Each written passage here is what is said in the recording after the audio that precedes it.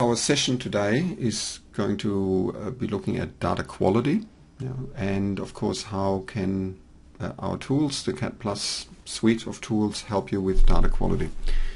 Firstly, the main focus of today will be on CAT 4, but because TopBar and CAT work together very well, in particular in the area of data quality, I will switch in and out of TopBar every now and then, just to show you where those mechanisms align and what the difference is in terms of covering or looking at data quality by using CAT versus TopBar. Now, everyone has confirmed so far, maybe not the latecomers, but everyone else is using TopBar. If you don't use TopBar, this is not really going to show you to great detail how TopBar works, but you will get an idea at least about these areas, data quality, that we're going to look at today. Just maybe as a little repeat for anyone who has not joined this, we do run regular webinars Tuesdays and Thursdays, which is this week our CAT webinar is not going to run because we are having our national conference and all staff, pretty much everyone, aside from a skeleton crew, will be at the conference and won't be able to run the usual sessions, but otherwise every Thursday and every Tuesday at 1 p.m. New South Wales time, so it's going to be 12 o'clock in Queensland. CAT on Thursdays and TopBar on Tuesday. And there will actually be a couple of other sessions announced, so that anyone's welcome to log in. TopBar in half an hour is very easily explained, basically all of the apps in TopBar. CAT, half an hour, you get pretty much only an overview, but that might be still enough to get you started, or at least to explain what the tool is all about. And the other resource I wanted to point out is our user guides, our help website. You can also, by the way, see our chat client here in the bottom right, which is really a good tool to contact support. They can answer chat messages even if they're on hold on the phone, but sometimes it's a lot more difficult to get through on the phone. Just for those who've just joined, you are on mute. You can press *7 to unmute, or you can type into the chat client here in the window in the Screen Connect software to ask questions. And I'm just showing the resources so you haven't missed much. So yeah, help.pencs.com.au. You can see CAT, TopBar, and also PatCat. So these two would be of main interest. And when you look at TopBar, for example, the user guides, you can see each of the apps individually listed. We just had a review. I actually have to take that one off because everyone should be on the new MBS app for TopBar. So there's some changes, simplifications. I hope you all agree that it looks much better. There's a couple of new Medicare items and so on in there. We might have a quick look, time permitting, but it might also be in a separate webinar we're running. So sorry, back to the help side. So that's one thing, and the other thing I want to point out are the CAT recipes here. So all the CAT guides are here, but the CAT recipes are step-by-step guides that talk you through, and you can see the topics. There's improved data quality, so you could have a look at that. But pretty much everything, or not everything, but a lot of the things that we do in CAT are around data quality. It is the clinical audit tool. It is auditing your data, and one of the big things to look at there, of course, is data quality or data completeness. So enough of resources and background. Let's jump into CAT. So I've already logged in, and you can see also my TopBar is running up here. Let me just fix one error I made there. I haven't turned my waiting room app on because we're going to get back there. But first, back to CAT.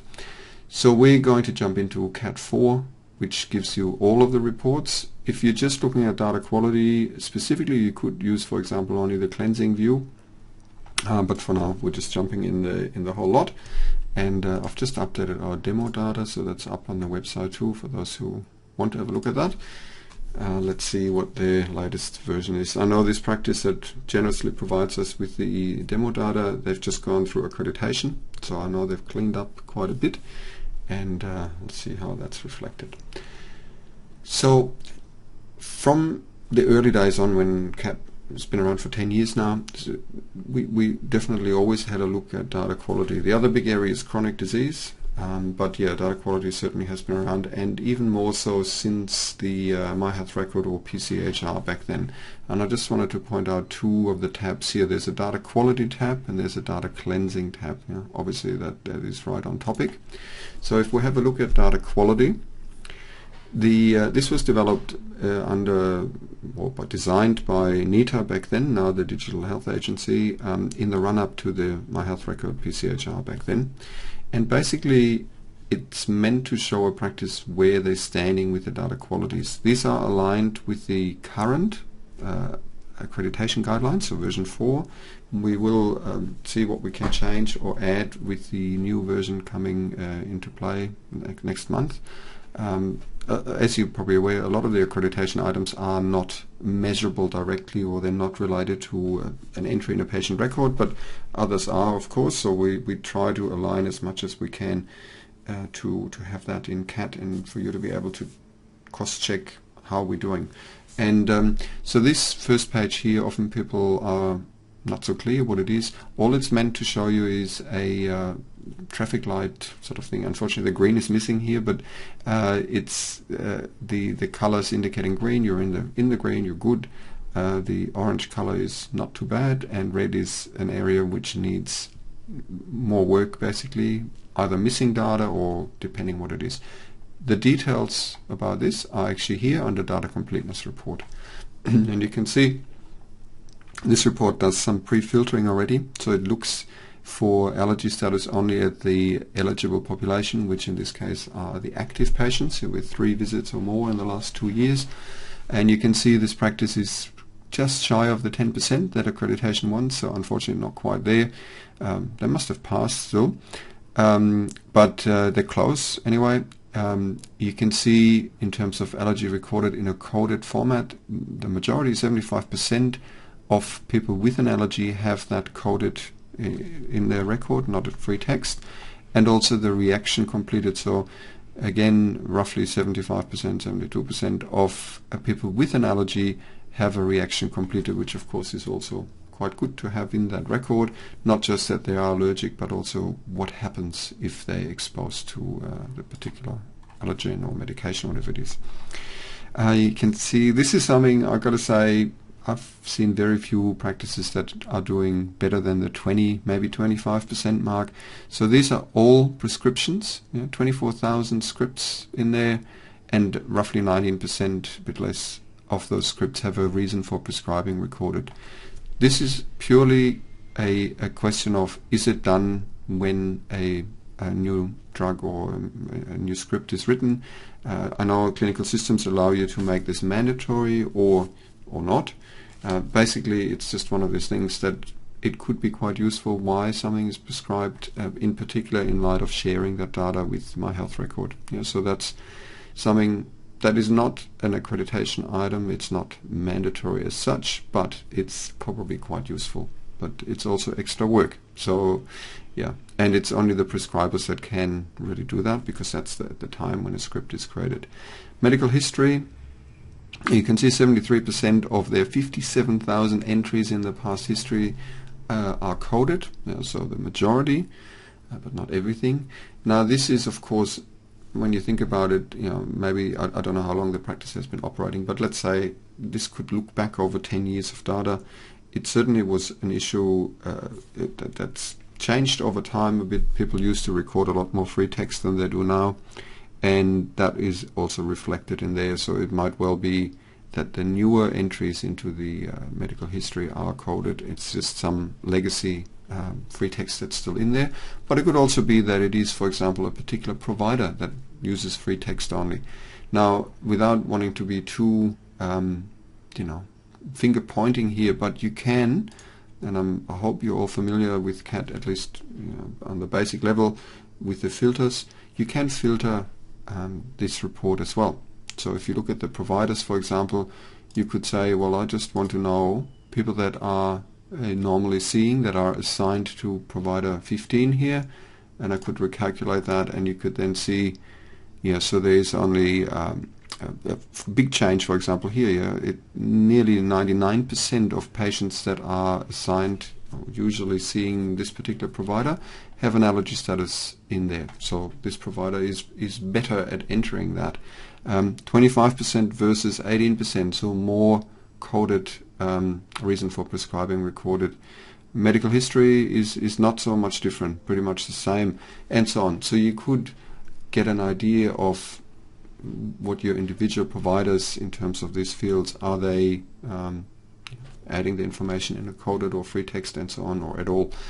Just keep in mind that when we assign a provider, and when you use this filter to look at data in your system, this doesn't mean that the patients have only seen provider 15 in this case. Yeah. They could have seen lots of other providers, but we assign providers based on the most visits over the last 18 months. So if the patient has seen 5 doctors in the 18-month period, but one of the 5 doctors twice, all the others only once, the one with the 2 visits will be the assigned provider, which in that scenario, actually the others have contributed just as much to the record as the assigned one. So it's not 100%, it doesn't just mean all the information comes down to this one doctor or one provider, but it's still, it gives you an idea of what's happening there. I've just gone back to everyone just to show you more information in there, but you can see smoking status recorded 99%, and so on. So they have a lot of data in the system,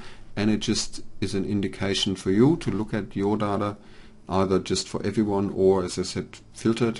You could also run other filters, like for example people that have visited in the last 6 months only, like new patients, or let's say people that had their first visit in the last 15 months. So you get rid of your legacy of the old patients that may have still free texted information in there. And I think I've done this before. To my great disappointment, the data doesn't actually get better. So remember, this was around 19%. So the new patients have less than 8% of coded prescriptions. So that to me indicates that the habit of the prescribers at this clinic entering coded reason for prescribing is actually going down rather than up. So that's just you have to look at your own data to see, but there's certainly different ways to use the filters in combination with that report to go back and just have a look at different ways how the data looks, how it changes for new patients only, for patients that mainly see a particular provider, and anything you want to do in the filtering panel there will apply to this report.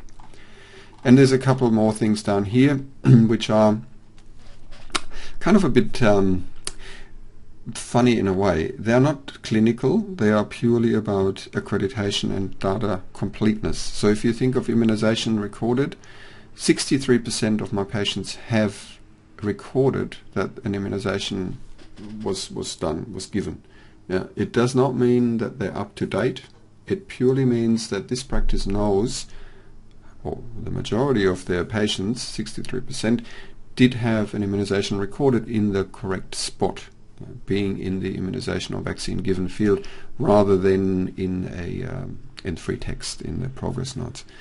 It does not complain about the 70-year-old who had a flu vax the last time 10 years ago, because if they had it recorded 10 years ago in the right field, then that's all in terms of a practice should record immunization information in the right field. You've met that. It doesn't mean they're up to date. And I'll show you in a minute in top bar where that comes into there as well, which is a bit confusing at times. This one here is another example for data completeness versus data quality. Family history recorded. 56% of my active patients have an entry in the family history field. Now that doesn't mean that all of them have something relevant in there, that they have people with chronic problems in their family or whatever else it is.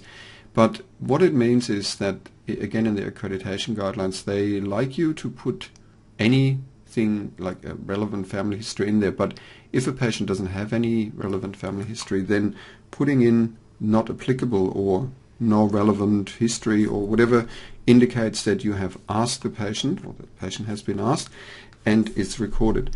Because when you think about it from a data point of view, you have 3 options for that family history field. It can be empty. It could say non-applicable or nothing relevant, or it could have relevant family history recorded. Now the worst of the three is an empty field, because that doesn't tell anyone if, is there any history there? Has the patient been asked but there was nothing there, or we just don't know. So that's why this field here talks about data completeness, but it also really makes a difference to the diagnostic ability, or in particular, again, if you think of sharing of a patient record, if you have not applicable in there, that means anyone who looks at the record will know, yes, the patient has been asked and there's nothing there, versus an empty field which doesn't tell you anything. So that's a much better example. I think this is really useful, whereas the immunization recorded is probably less useful when you think about it. And then there's a couple of other fields here. So as I said, let's have a look at TopBar and how that's done in TopBar. So we currently only have the waiting room app open. There's no patient open in my clinical system. But you can see these people are in the waiting room currently sitting there. And Maureen has no next of kin information and no Medicare. But we've also looked at these other bits of information here. So all the ones with a green tick, they are in her record. The other ones are missing. And you can see that is exactly the same issue. It is about data completeness, to see that all the information that should be in the record is there, and TopBar is flagging that as such. Same with the clinical, just to show you that in here. So you can see we are, there's a complaining, but we are mentioning the family history here that's missing. Any entry in that family history field would give it a green tick, and again that could be the non-applicable or no relevant history, but if it's empty, then it will be flagged as missing. This obviously cannot be entered by a receptionist. These are clinical values, so it's purely there pardon me, because a lot of clinics also have a nurse look at the waiting room app, and then based on what's under the clinical tab, they might pull the patient out into the consult room or whatever it is to check their missing items there, to do a little assessment or observations and so on. Just because I mentioned the immunization as well, let me show you why they are not showing up. It's because they're turned off. A lot of clinics have said, what's that for? Why does it come up? You can see just how it shows in there. This is a healthy patient. They're not due for any immunizations. They never had one at this clinic. Why does it come up? How do we get rid of it? And the answer is you can't really get rid of it, because there's nothing. You can't just enter like with a family history, not applicable. So either you just ignore it in TopBar, or what I've did here, you could just turn it off. Just remember, any filter that you turn off in TopBar will only apply to you, not to any other user at the clinic. It's a per user custom setting in here. So that's how TopBar presents that information there. Similar to what we show in the data completeness report, but even more so, and I'm just going to jump there in a minute, the data cleansing one. I'll just wanted to show you a bit more in here. Data completeness graph is probably less useful, really. The only reason why you might want to go there is that you can actually get the list of names, and a lot of these you can pull out, say the alcohol or ex-smokers. You could do that from the smoking report anyway, so you don't need to use this one. There's a couple of exceptions, like the relationship here, nothing entered. That's the only place in all of CAT where you can pull that out. Same with occupation, or the carer, has a carer, is a carer. If you wanted to find them, you could just say, well, I want to see these 169 people here, and just by double clicking on there, these are all people that are actually or have a record in the patient record that they are caring for someone. And that might be useful for anything, I don't know in particular, but at least this is how you could pull it out. And there's no other reports in CAT that allow you to do so. Just quickly, duplicate numbers, looking at Medicare, healthcare card, DVA numbers, anything with a duplicate in there, and duplicate name. The name doesn't just look at the name, it also looks at the gender and the date of birth. What you will find, and a lot of places have asked us about this, twins often show up. Same gender possibly, or if they're identical twins, same date of birth of course. Often they have the similar first name, so they will show up as duplicates. They obviously aren't duplicates. So there's still the human element, and it's just a matter for you to looking at. So the idea is not to get the duplicates here all to green, because there might well be always some duplicates that are false positives, so to speak. Yeah, twins would be one, or people that actually have the same name or very similar name and the same date of birth could also exist in your practice data. Yeah.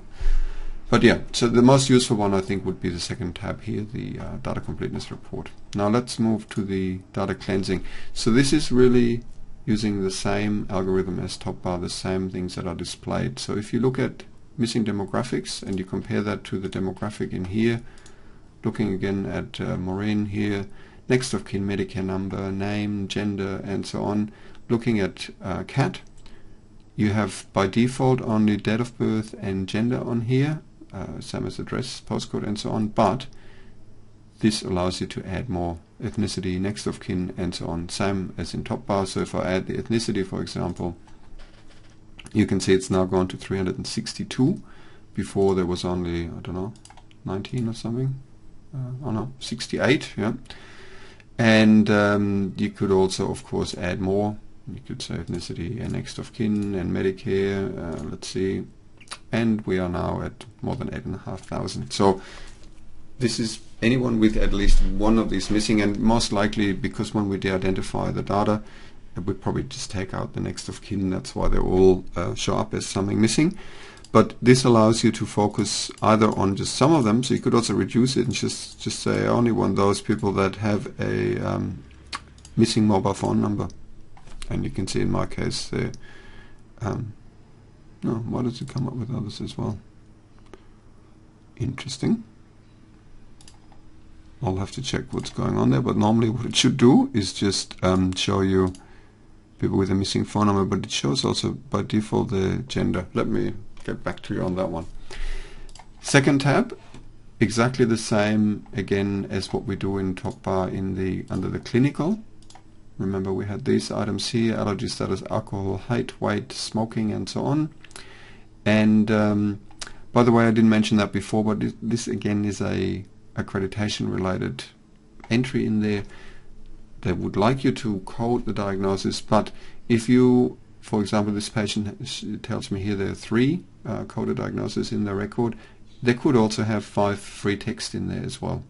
As long as there is at least 1 coded, we'll get a green tick because you've coded something, yeah, which is of course not ideal, but it doesn't mean you can't have any free text in there. It just means you should code it. And if we go into Kat, you can see allergy, weight, height, alcohol, smoking, and then we could also add the family history, adverse drug reactions, immunizations, and so on. The diagnosis coded as well. So same thing as with the demographic, the numbers get very big very quickly. 6,700, if I added that, I don't know what the difference is if I take it off again, it's still 5,700 that have at least one of these items missing.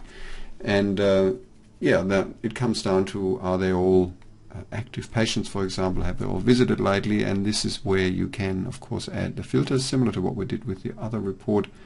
So looking at the 6 month, recalculate. So these are people that have visited in the last 6 months only, but there's still 2,500 of them that have, you know, at least one of these missing. Quite a lot of these items are already in standard reports in CAT. You could at any time go to the allergy status here, and you could see 4,800 people have visited in the last 6 months. Out of those, 527, or nearly 11%, have nothing recorded. You go to smoking. Again, you can see who's got nothing recorded, or under measures you can see your blood pressures, your BMIs, or your weight and height, obviously based on that. So the information has been in CAT for quite a while, but we're just presenting it differently in the data cleansing. And I guess while I'm here, the other thing that you can do from the cleansing reports, you can double click on there. And there's one trick, and the double click is here, double click a patient to open it in your clinical system. works for MD Best Practice and ZMed. One trick with that is you need to have your clinical system, Medical Director in my case, open in full screen and switch into CAT. Yeah, what you can't do is from your clinical system minimize it and then go into CAT. I'll close that, because then we can't push that name through. So I'll go back into MD and then switch into CAT. So normally this would work. I don't know why, if something with my settings is stuffed up, CAT seems to think that I'm using Best Practice, even though I'm actually using Medical Director. But that's basically what it will do. It will push that name into the search field and then open up the patient record in your clinical system. Yeah, just remember to switch from the full screen in your clinical system into CAT rather than minimize. That works from all of these, by the way. Let me just open up a patient and I'll show you a bit more in TopBar with data quality. So with the data cleansing, there's an app in TopBar that's called Data Cleansing. So the waiting room app is the one that's used in the waiting room, 4 people in the waiting room, and as you remember, demographic and clinical is what we have in here. Once a patient is open, so Maureen is now open in my clinical system, yeah, in MD in this case, you can see that the data cleansing has come up in here with the 5 notifications, and you can see that's exactly the same that we prompt in the waiting room app, but now it is in the consult room. The patient is actually in front of me. Under clinical, you can see the allergy is missing. She's got these other items already completed. I could add that in here now, so one click in TopBar will open that up. I could say no known allergies and save it, and I don't know if you noticed, but the 5 went to a 4 in here. Yeah, so the allergy is now complete. She still has 2 indications here. So COPD, osteoporosis, the red indicates a higher likelihood than the yellow. You can click on that and it will tell you why we think she might have COPD. In this case, she is taking a long-term prescription of tiotropium. Osteoporosis, she takes particular medication and has not been diagnosed with any cancers, and that's a higher likelihood that she has osteoporosis than she does have COPD, but both would be worth checking up. Down here you can see it did indicate that she had a mental health condition, but I have reviewed it, so by clicking on the confirm indicated condition does not exist, and that means there won't be any further prompting for it until either you reinstate it or until something changes. So all of these conditions that we look for, COPD, osteoporosis, mental health, diabetes and chronic kidney disease, so there's 5 of them, they have certain triggers. For diabetes, for example, it's medication as well as HbA1c and fasting bloods. For the COPD, it's spirometry and medication. Osteoporosis, again, it's medication and certain diagnosis or absence of diagnosis, and so on. So there's a number of triggers for each of them. So if, say, the mental health has been reviewed and been marked as it's not relevant, and the patient is now prescribed a new mental health medication, that would re-trigger that to come up under the action required, and so for all the others as well. Someone who may have been taking metformin for other reasons and was indicated or looked like they might have diabetes, and that was reviewed a couple of years ago, now had a HbA1c and a fasting blood done in a certain range, and that could well have then triggered that to come back up. I'll just see a question there. Yes, hang on, I'll get to that, Randall. Thanks for the question. So the way CAT and TopBar work together, so we have the prompts in TopBar when the patient presents, but we also have exactly the same report here in CAT. And I guess the difference is TopBar looks at people physically at the clinic, whereas CAT looks at your patient population. One is a population health tool, one's a at the point of care or decision support tool, but for people that are physically at the clinic at the moment. So with the CAT report in here, it tells me there's X number of people with indicated diabetes, and you can see the same option here, confirm the condition does not exist. If I review a patient in CAT and I say, this person here doesn't have diabetes even though they had a high fasting blood, I can click the save and remove, And you can see under reviewed, that person now shows up, and it says that I've reviewed this person today and I've used CAT. The moment you tick the box and save it in CAT, this will remove the indication, the prompt in top bar as well.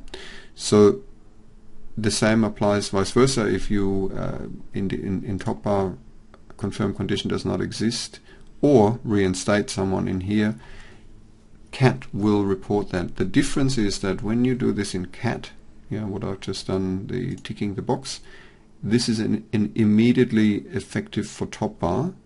But if you do a change, reinstating or saying someone was wrongly indicated and reviewing them in top bar, this won't be visible in CAT until you do a new collect. It's just the nature. CAT is a tool that looks at a snapshot of your data. It's not a live tool. There's no immediate connection to your clinical database or to top bar for that matter. It only happens when you hit that collect button, or when you have your, say, monthly scheduled collects. They will then take the data from your clinical system, present it in here, but also check, have you changed a patient, reviewed a patient in top bar in regards to the indicated diagnosis. If so, that will be reflected in here, and you will see under reviewed, then reviewed by whoever the top bar user was, the date it was reviewed, and software used will be top bar. So that's how the two work together.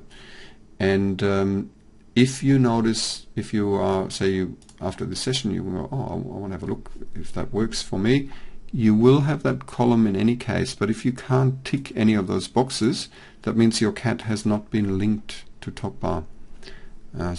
Firstly, you need to have top bar installed, obviously.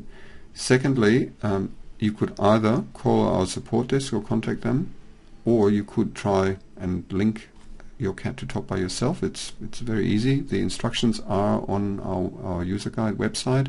I can show you now as well. If you go to Edit and Preferences, you will see a tab here called top bar.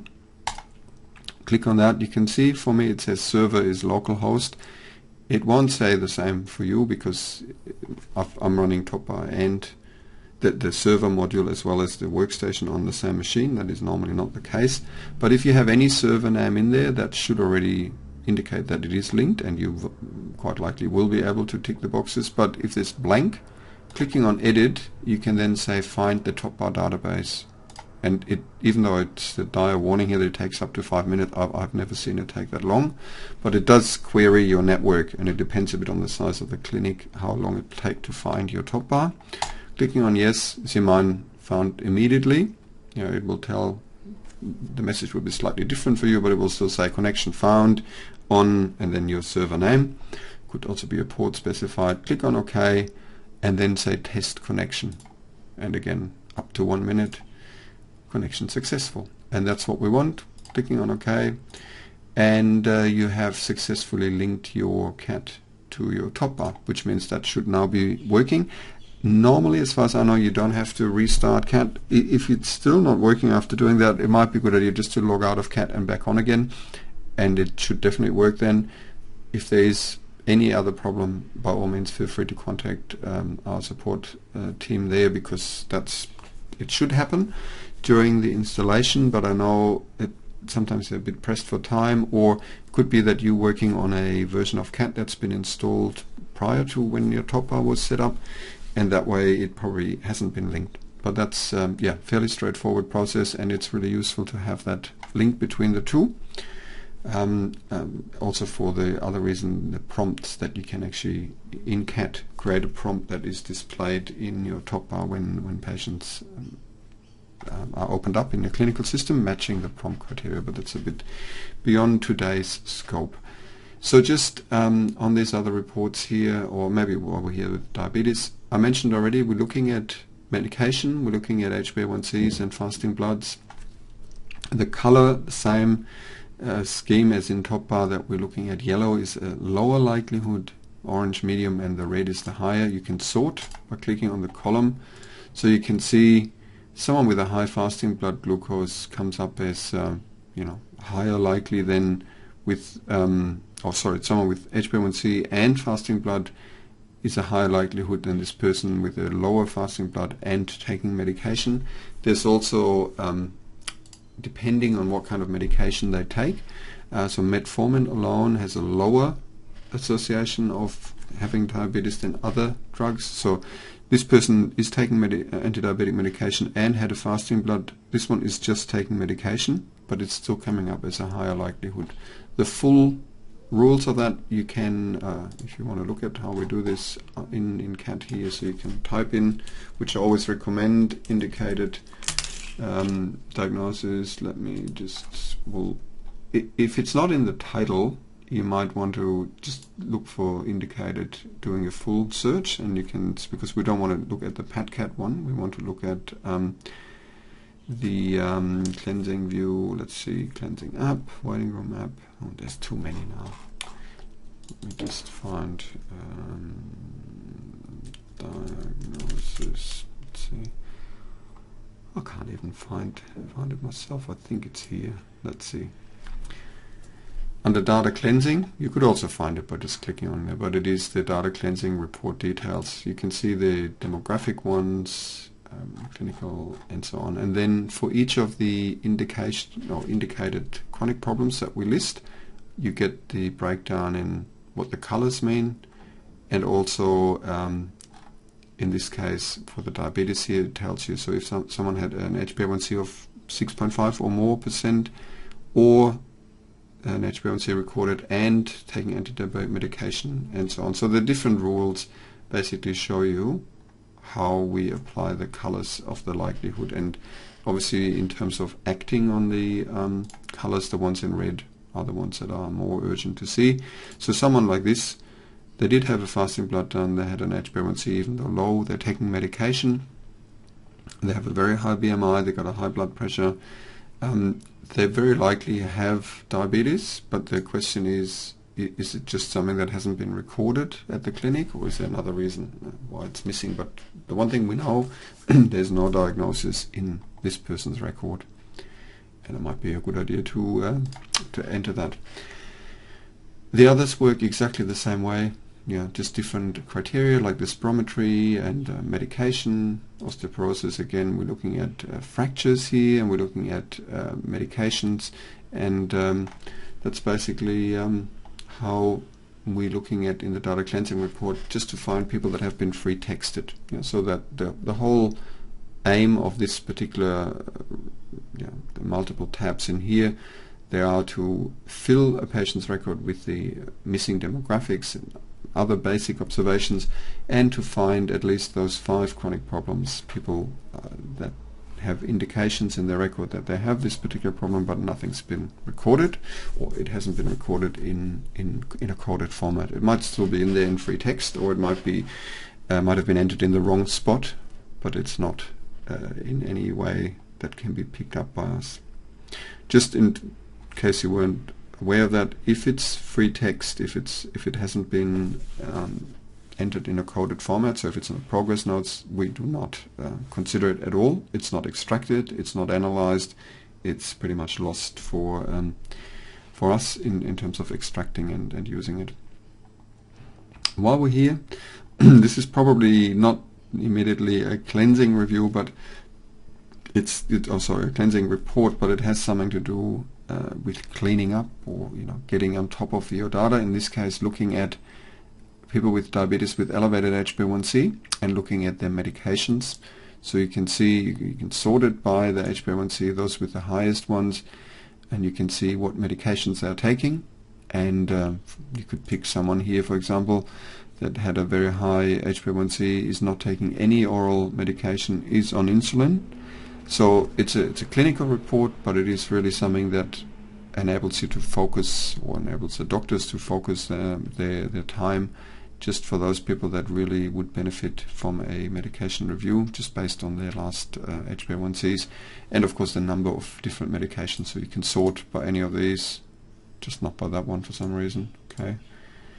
These are all the people that are not taking any oral hypoglycemics, and you can see they all have fairly high HbA1cs. So there's quite a bit in there clinically, and of course all of these can be exported into Excel. I would always recommend, and you can then do other. These are only people that visit in the last 6 months.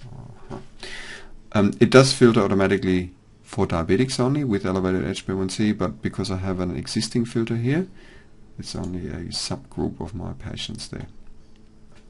Now I can see it's 2:45. I'll just unmute you and just see if there are any questions. Yeah. So you're back on the microphone. Any questions?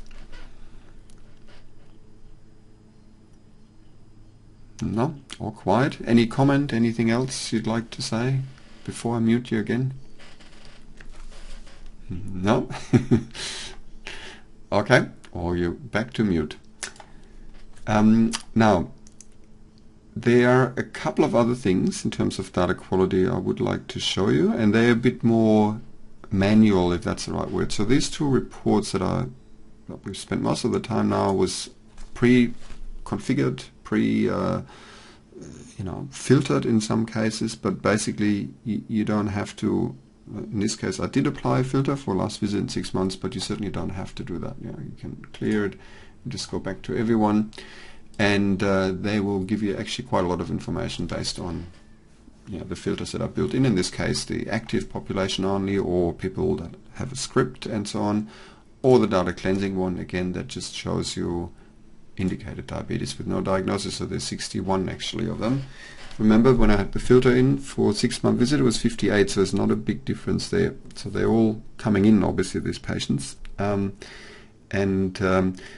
goal with this, ideally you review it and you end up with 0 people on there, because you can always say, no, they are false positive, or if, like, say, the first person on here, very likely to actually have diabetes, as soon as they have a diagnosis recorded in their record, a coded diagnosis, next CAT collection, they will drop off this list. Yeah. And as a side effect, of course, your diabetes record, or your diabetes register, I should say, has increased by 1 person, or depending how many we find. I really can't tell you out of the 61, it might be 30 that actually have diabetes, it might be 40, it might only be 25. It doesn't really matter, but ultimately what it will mean for you is, as a clinic, that if you go into CAT and you want to do something else, say you want to look for who's up to date with the HbA1c, and that applies, by the way, to your clinical system as well.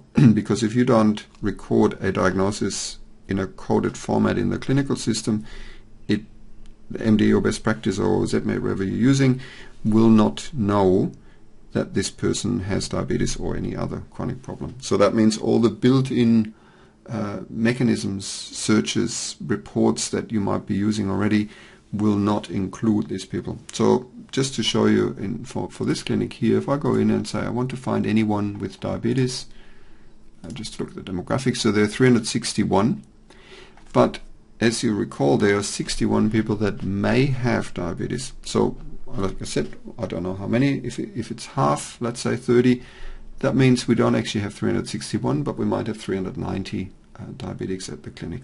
And out of the 390, you might find there are people, just to go back to our cleansing report here, the medication review, currently we're only looking at 62, because the condition to be on this list is have a coded diagnosis of diabetes and elevated HbA1c.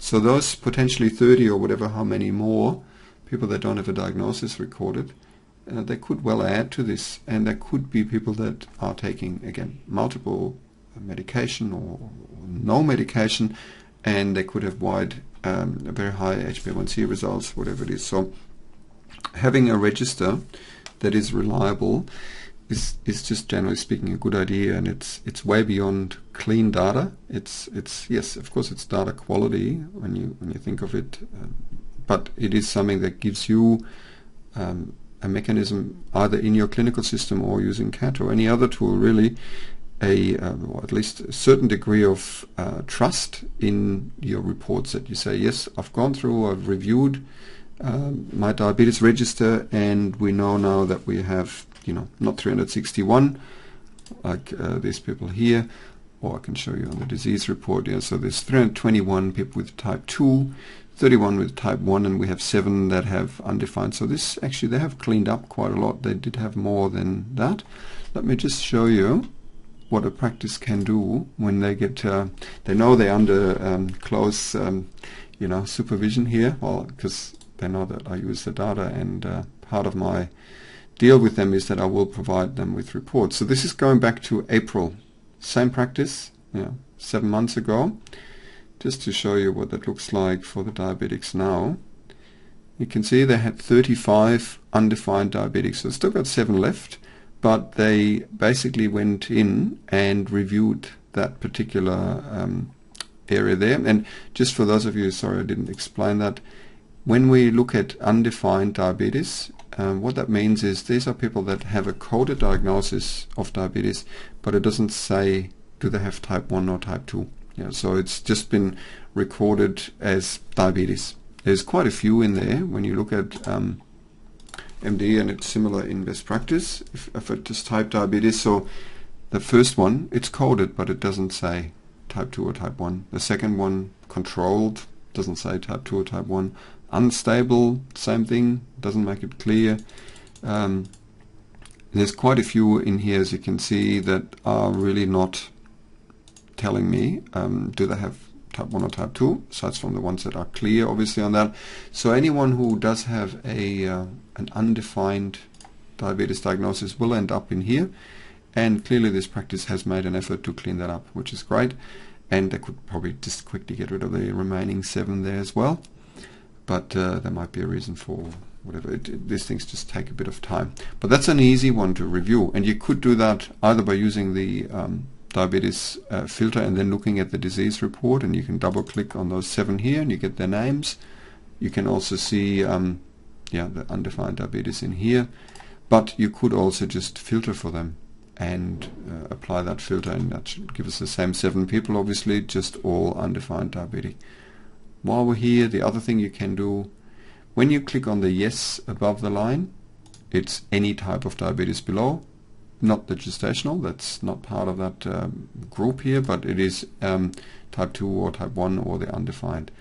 If you go below the line and you tick type 2 and type 1, it should be no one, because no one should have both, but let's see, no, they still have. So there's 2 people that have a diagnosis of type 2 and type 1.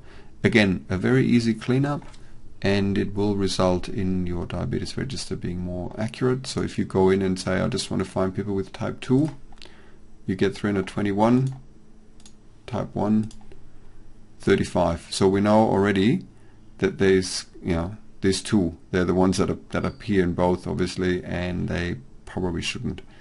So that's just an example again of how you could clean up this particular register. Diabetes is an easy one, so to speak, because of that issue with the undefined and also with the type 2 and type 1. With the other conditions in here, there's really not that much you can do from the filters, but that's where the data cleansing, say for your osteoporosis, and this is, the numbers are quite big. Let me just clear my filters. So there's 98 people potentially having osteoporosis, and you can see they're all older, obviously, so there is an age filter in there as well, but it might be worth investigating. And just while we're here, this one is a bit different. With the diabetes, for example, quite often practices would look after the patients already. They know that this patient has diabetes, they're on medication, they get their blood tests done. The only thing missing is a diagnosis, basically, and there might be a free text one, but the coded one is missing. So it's more an administrative cleanup. It's not so much finding people that have diabetes and no one knew about.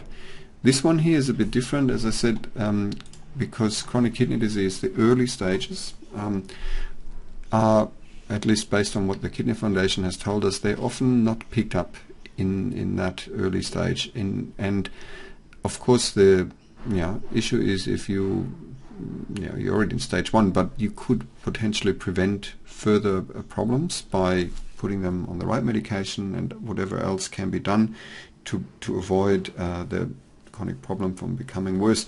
So the issue is that again, we're using the same color scheme. So the yellow is should be seen within 12 months or done something, but even if you just look at the ones in red, so there won't be that many. You can see at my clinic, so there's 2 on that first page. Let's have a look.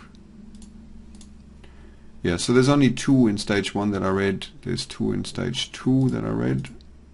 3, 4 all up. So we're not talking big numbers.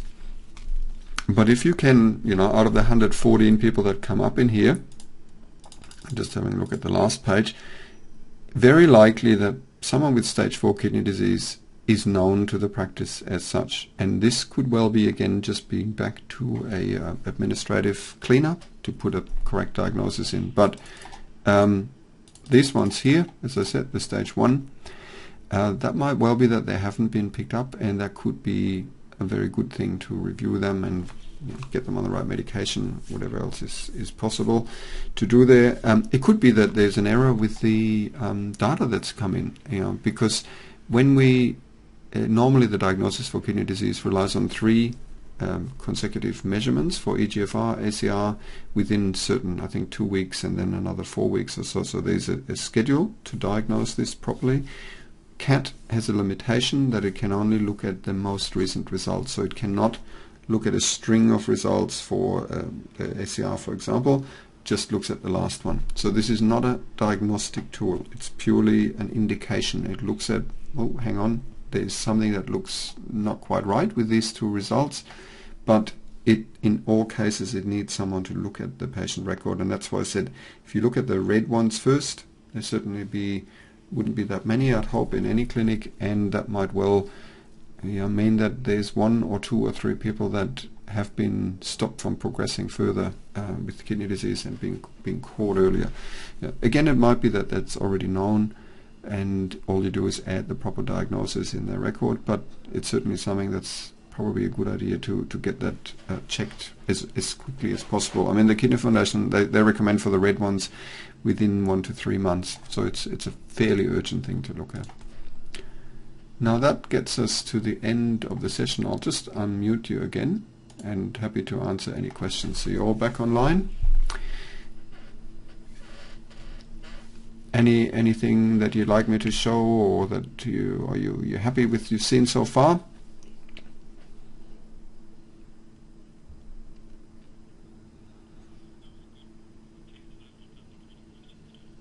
Okay, great. Well, thanks everyone for attending. I'll get the recording to Randall, and it will be up on the website if you feel like you have to watch me again. Otherwise, have a look at your data and see if you can find something to clean up. Might be the diabetes register, might be worth having a look at the kidney disease indicated.